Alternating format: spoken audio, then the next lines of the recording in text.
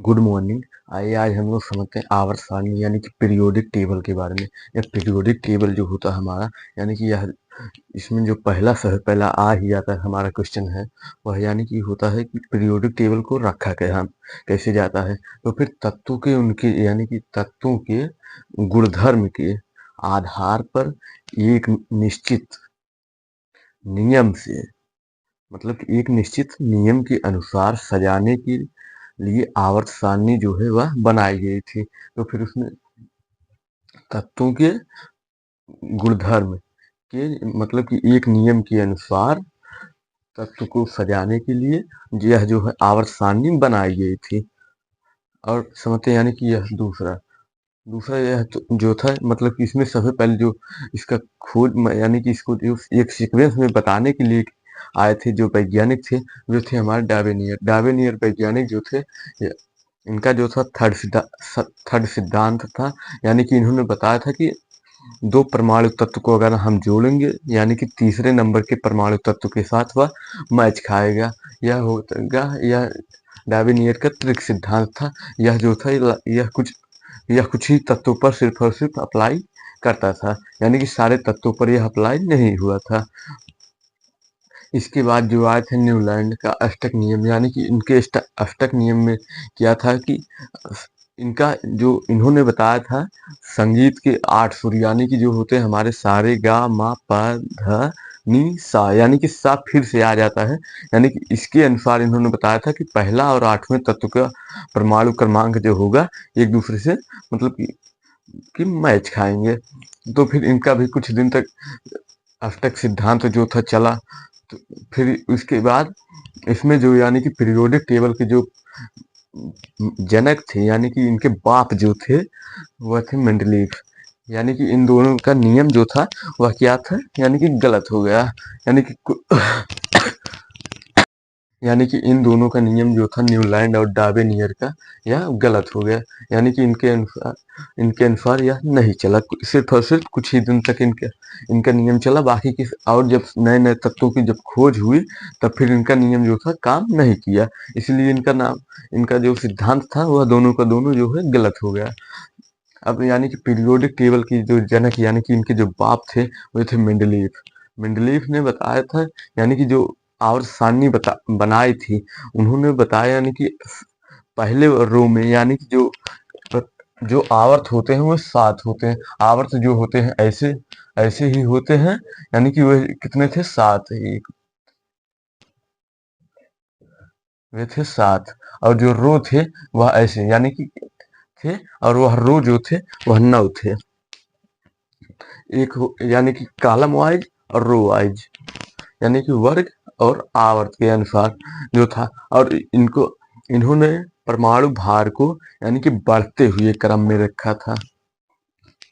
और ये मेंडलीफ जो थे, यानी कि जब अपने अनुसार अपनी आवर्त सारणी बनाई थी, तो फिर उन्होंने इसमें जो इनमें कुछ खाली बॉक्स छोड़ दिए थे। उन्होंने यह बताया था कि यानी कि आने वाले समय में जब नए नए तत्वों की खोज होगी तब उसमें वह रखे जाएंगे। यानी कि इसको यह खाली भी छोड़ दिए थे इन बॉक्सों को, और जो खोजे जा चुके थे उनको उनकी क्रम के अनुसार रख भी दिए थे। आइए अब समझते हैं, यानी कि मेंडलीफ की आवर्त सारणी का कुछ दोष। यानी कि सबसे पहले जो मेंडलीफ की आवर्त सारणी का दोष था, उसमें क्या था कि मेंडलीफ ने हाइड्रोजन के लिए कोई भी स्थान खाली ही नहीं, मतलब कि उसका स्थान जो था उसको निश्चित किया ही नहीं था। हाइड्रोजन को मेंडलीफ ने क्या किया था कि उसको एक अमारक तत्व बता दिया था। पहले नंबर तो उसमें हाइड्रोजन का स्थान जो था वह निश्चित ही नहीं था, यानी कि हाइड्रोजन का स्थान निश्चित नहीं था। दूसरा नंबर था, हाइड्रोजन को अमारक तत्व बता दिया था। और जो दूसरा है, यानी कि जो दूसरा है हमारा पीरियोडिक टेबल, यानी पीटी, यानी होता है हमारा पीरियोडिक टेबल, यानी कि आवर्त सारणी। इसमें जो था कि समस्थानिकों के लिए कोई भी व्यवस्था नहीं की थी। और इनकी जो तीसरी सबसे बड़ी गलती थी, यानी कि मेंडलीफ ने पीरियोडिक टेबल में अक्रिय गैसों के लिए कोई भी स्थान नहीं छोड़ा था। यानी कि अक्रिय गैसें के लिए उन्होंने कोई भी स्थान छोड़ा ही नहीं था। तो फिर मेंडलीफ की इन्हीं इन्हीं कमियों के कारण इनको फिर एक दूसरे वैज्ञानिक आए यानी कि उनका नाम था मोजले। मोजले के आवर्त सारणी में थोड़ा-सा इन्हीं की ठीक है मतलब कि इन्हीं की सारणी को इन्होंने संशोधित किया, उसको कहते हैं मेंडलीव की संशोधित आवर्त सारणी। अब आइए समझते हैं मोजले का पीरियोडिक टेबल यानी कि इसका मोजले का आवर्त सारणी। मोजले ने सबसे पहले क्या किया था कि मेंडलीव ने जो किया था यानी कि उन्होंने परमाणु संख्या के आधार पर परमाणु द्रव्यमान के आधार पर यानी कि परमाणु भार के आधार पर इस परमाणु को यानी कि तत्व को बढ़ते हुए क्रम में रखा था। और मोजले ने जो किया था यानी कि उन्होंने किया था कि परमाणु क्रमांक के आधार पर तत्वों को उनके बढ़ते हुए क्रम में रखा था, यानी कि मोजले ने यह किया था। और आधुनिक आवर्त सारणी के जो जनक यानी कि उनके जो बाप थे वे थे मोजले। मोजले को ही कहा जाता है। आधुनिक आवर्त सारणी में जो होते हैं 7 आवर्त होते हैं और 18 वर्ग होते हैं। यानी कि जो 7 होते हैं यानी कि जो वह होते हैं हमारे ऊर्ध्वाधर यानी कि क्षैतिज। या 7 जो होते हैं क्षैतिज होते हैं और 18 जो होते हैं वह ऊर्ध्वाधर होते हैं। यानी कि 7 क्षैतिज और ठीक इसी तरह से यानी कि जो 18 ठो होते हैं वो हमारे हो जाते हैं ऊर्ध्वाधर। अब आइए समझते हैं आवर्त के बारे में। आवर्त यानी इसको इंग्लिश में पीरियड कहते हैं। और जो आवर्त होता है यानी कि वह बाएं से दाएं तरफ चलता है, यानी कि ठीक इसी दिशा में यानी कि वह चलता है, यानी कि बाएं से दाएं आवर्त जो होता है वह ठीक इसी चलता है। और जो ऊर्ध्वाधर होता है वह सीधा सीधा यानी कि खड़ा खड़ा ऊर्ध्वाधर। और जो क्षैतिज होता है यानी कि इस दिशा में चलता है वो कहते हैं बाएं से दाएं चलता है, उसी को कहते हैं आवर्त। और क्षैतिज दिशा में भी होता है आवर्त। और यानी कि पीरियोडिक टेबल में टोटल 7 आवर्त होते हैं।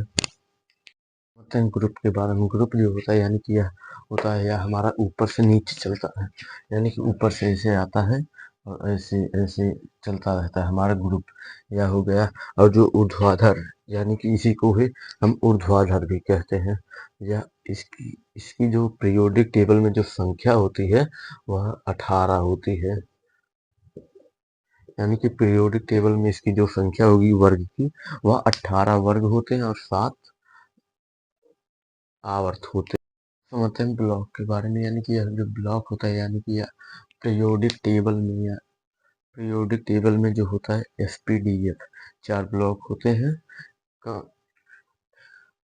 कौन सा तत्व किस ब्लॉक में रहता है यानी कि यह उसके अंतिम कक्षा के तत्व के इलेक्ट्रॉन की उपकक्षा पर निर्भर करता है, यानी कि कौन सा तत्व किस ब्लॉक में रहेगा।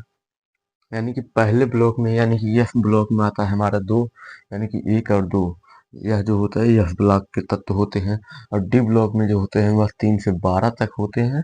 और पी ब्लॉक में जो होते हैं वह होते हैं 13 से 18 तक तत्व होते हैं। और इसमें यानी कि एफ ब्लॉक में जो होते हैं यह यहीं पर लेंथोनाइड और एक्टिनाइड श्रेणी का जो होता है यहीं पर रहता है। अब आइए समझते हैं आवर्त सारणी की विशेषताएं। आवर्त सारणी की जो विशेषताएं होती है यानी कि वह होती है सबसे पहले प्रथम यानी कि फर्स्ट जो होता है इस आवर्त सारणी में यानी कि एफ ब्लॉक तत्व जो होगा एफ ब्लॉक तत्व वह उसमें जो होता है उस वर्ग में सिर्फ और सिर्फ क्षारीय धातुएं ही पाई जाती हैं। और उसमें दूसरी कोई धातुएं जो होंगी यानी कि अम्लीय वगैरह नहीं पाई जाएंगी। और दूसरे ब्लॉक में जो भी होती हैं दूसरे वर्ग यसी यह ब्लॉक के जो दूसरे एलिमेंट में होती है यानी कि उसमें भी सभी तत्व जो होंगे वह मृदा क्षारीय होते हैं, यानी कि वह मिट्टी में भी पाए जाते हैं। अब आइए समझते हैं यानी कि डी ब्लॉक। डी ब्लॉक में होता है यानी कि 3 से 12 तक के वर्ग यानी कि जो डी ब्लॉक होते हैं डी ब्लॉक कहे जाते हैं। 3 से 12 के वर्ग को हम डी ब्लॉक कहते हैं। और इसमें सभी तत्व धातुएं जो होती हैं वह संक्रमण यानी कि ट्रांजैक्शन मेटल होती हैं। ट्रांजैक्शन मेटल होती हैं। और इस संक्रमण यानी कि धातु संक्रमण धातु कहते हैं, यानी कि ट्रांजैक्शन मेटल यानी कि क्योंकि इनकी संयोजकता जो होती है वह लगातार परिवर्तित होती रहती है। इसी कारण से इनको ट्रांजिशन यानी कि संक्रमण धातु कहा जाता है। इनकी संयोजकता जो है लगातार परिवर्तित होती रहती है।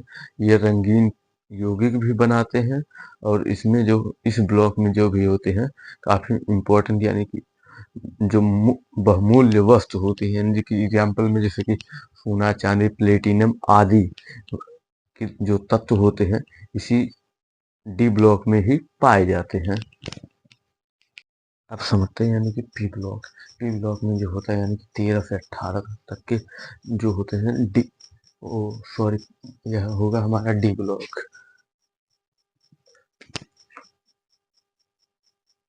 यह हो जाएगा हमारा डी ब्लॉक का तत्व यानी कि इसमें जो होते हैं 13 से 18 तक होते हैं और यानी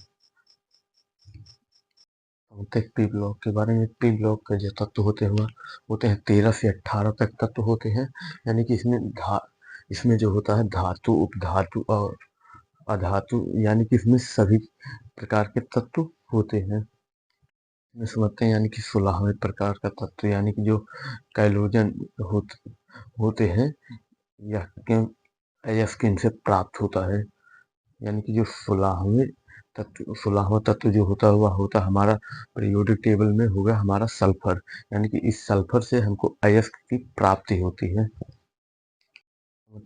17वां यानी कि 17वां जो होता है वह होता है हमारा हैलोजन क्योंकि इनसे जो होता है नमक भी बनाया जाता है इसलिए इसको हैलोजन ग्रुप भी कहते हैं। हैलोजन ग्रुप जो था आप लोगों को पढ़ा ही चुके होंगे क्लोरोबेंजीन में यानी कि बेंजीन उसमें भी हैलोजन ग्रुप का नाम था यानी कि आप समझते हैं 18वां जो होता है वह होता है हमारा अक्रिय गैस। अक्रिय गैस को नोबेल भी गैस कहते हैं और इसको यानी कि शून्य समूह भी कहा जाता है। अक्रिय गैस जो होता है यानी कि यह होता है हमारा helium neon argon krypton xenon और हीलियम गैस जो होता है यह वायुयान मतलब जो होता है एरोप्लेन हमारा उसके टायरों में जो होता है हीलियम गैस भरा जाता है क्योंकि हीलियम जो होता है वह हवा से हवा से जो होता है वह हल्का होता है इसलिए उस पर ज्यादा लोड नहीं पड़ता इसलिए उसमें वायुयान यानी कि एरोप्लेन में जो होता है हीलियम गैस को भरा जाता है। और जो हमारे गोताखोर लोग होते हैं जो समुद्र में जाते हैं रिसर्च करने के लिए उनको भी सिलेंडर में जो होता है हीलियम गैस को भरा जाता है। आप समझते हैं नियान यह जो होता है नियान चमकीले प्रकाश के लिए जो होता है प्रयोग किया जाता है। आर्गन के बारे में आर्गन यानी कि सर्वाधिक मात्रा आर्गन की अक्रिय गैस में पाई जाती है। सबसे ज्यादा अगर अक्रिय गैस यानी कि नोबेल गैस में अगर किसी की भी मात्रा पाई जाएगी तो फिर वह होगा हमारा आर्गन।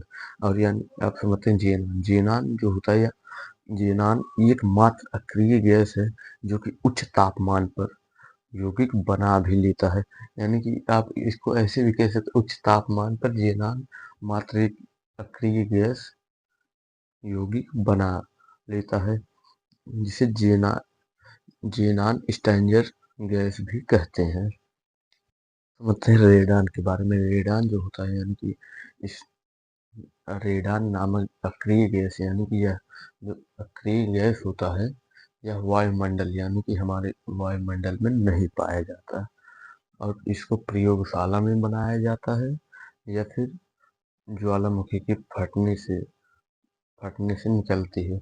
और रेडान जो होता है यानी कि यह सबसे भारी गैस होता है यानी कि यह वायुमंडल में नहीं पाया जाएगा।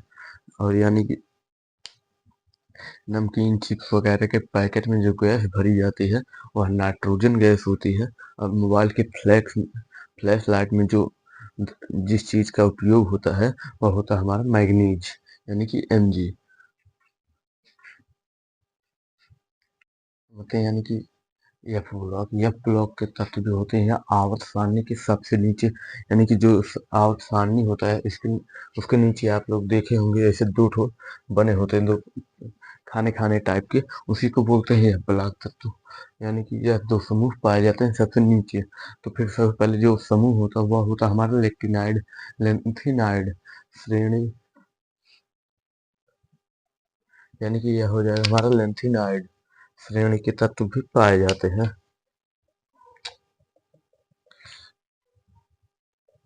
यह हो जाएगा हमारा लेंथिनाइड श्रेणी, यानी कि लेंथिनाइड श्रेणी में जो होते हैं वह होते हैं हमारे 14 तत्व। 14 मतलब कि 14 तत्व होते हैं, उसमें उसका परमाणु क्रमांक जो होता है 58 से लेकर के 72 तक होते हैं, यानी कि लेक्टिनाइड श्रेणी में। और एक्टिनाइड श्रेणी में भी होते हैं 14 ही तत्व, लेकिन उनका परमाणु क्रमांक जो होता है वह होता है 90 से लेकर के 103 तक। और यह ब्लॉक तत्व की खासियत यह है कि यह तत्व जो होते आंतरिक संक्रमण धातु होते हैं। और यह ब्लॉक तत्व में एक चीज और, यानी कि इसमें जो परमाणु ईंधन यानी कि जो परमाणु ऊर्जा के बारे में जो वीडियो बनाए थे उसमें भी, यानी कि इसी यह ब्लॉक तत्व में ही पाए जाते हैं। यानी कि यूरेनियम, थोरियम, पोलोनियम आदि तत्व जो होते हैं रेडियो एक्टिव मटेरियल इसी ही तत्व में पाए भी जाते हैं। आप समझते हैं, यानी कि एफ ब्लॉक यानी कि आवर्त सारणी में जो होते हैं, तो आवर्त सारणी में बाएं से दाएं जाने पर आयनन विभव यानी कि विभव की विद्युत ऋणात्मकता, इलेक्ट्रॉन बंधुता, यह तीनों जो होते हैं बढ़ जाते हैं। यानी कि यह बढ़ेंगे, जबकि ऊपर से नीचे आने पर यह तीनों क्या होते हैं, घट जाते हैं। और बाएं से दाएं जाने पर परमाणु की त्रिज्या, परमाणु का आकार, धात्विक गुण यह जो होता है घट जाता है। जबकि ऊपर जाने पर, यानी कि बाएं से नीचे से ऊपर जाने में यह तीनों जो होते हैं बढ़ जाते हैं। देखिए इस चीज को ज्यादा मतलब कि क्लियर मत कीजिए, या समझ लीजिए कि आपको सिर्फ और सिर्फ छोटा सा एग्जाम्पल क्या मतलब कि आपको समझाने के ही लिए बताए हैं। अभी यह मेन टॉपिक नहीं है, यह समझ लीजिए कि यह एक प्रकार से हमारा बेसिक था। यानी कि अब इसी के ही आधार पर जो हमारा पीरियोडिक टेबल का जो चार्ट है वह लाइन उसको लेकर के अब अच्छे से समझाने का प्रयास करेंगे।